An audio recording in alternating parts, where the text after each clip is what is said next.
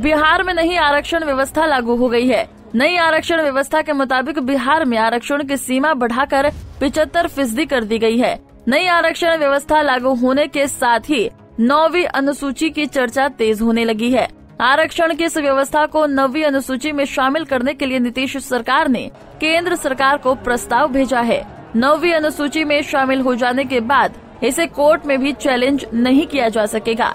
बिहार में 75% आरक्षण लागू हो चुका है। ये आरक्षण कब तक बना रहेगा, इसको लेकर कई तरह के संशय हैं, क्योंकि अगर कोई इसे कोर्ट में चुनौती देता है तो बिहार की नई आरक्षण नीति रद्द हो सकती है। इसलिए नीतीश सरकार ने मोदी सरकार के पाले में गेंद को डाल दिया है।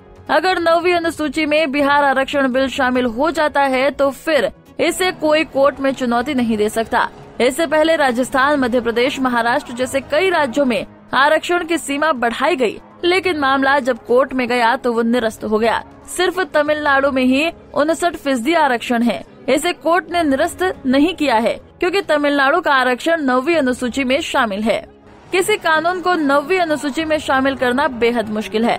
तमिलनाडु के आरक्षण का प्रावधान को जवाहरलाल नेहरू के समय से ही 9वीं अनुसूची में शामिल किया गया था। अब 9वीं अनुसूची में शामिल करने के लिए 284 कानून को जोड़ना पड़ेगा।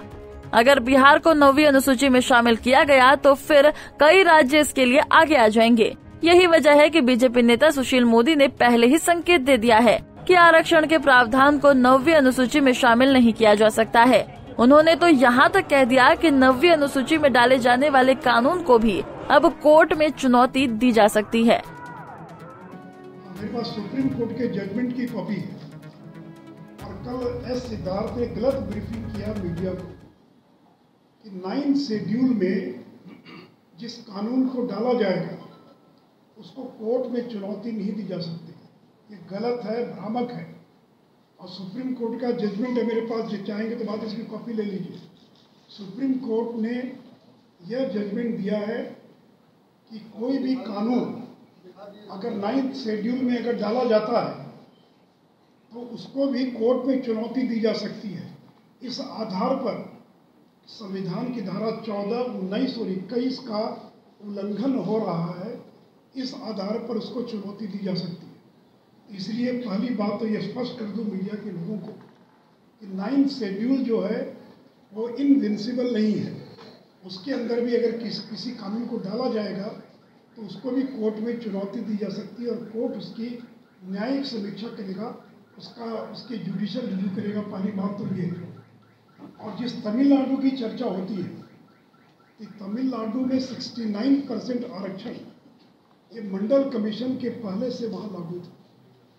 और ये जो इंदिरा सावनी का जो जजमेंट आया कि 50 से ज़्यादा नहीं हो सकता है, उसके पहले ही नरसिम्हा राव की सरकार ने संविधान में संशोधन कर तमिलनाडु के एक्ट को 1991 में ही 9 शेड्यूल में डाल दिया था। 91 के बाद इस देश के किसी भी राज्य के आरक्षण संबंधी कानून को 9 शेड्यूल में डाला नहीं गया। तो इसीलिए वो एक इकलौता मामला था। और चूँकि वहाँ पर 50 साल से रिजर्वेशन 69% चला रहा था और मंडल कमीशन के पहले से वहाँ पर 69% लागू था।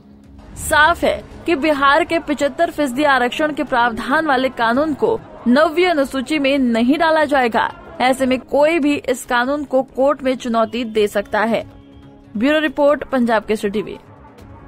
हमसे जुड़े रहने के लिए हमारे YouTube चैनल को सब्सक्राइब करें और नई वीडियो की नोटिफिकेशन के लिए बेल आइकॉन को दबाएं।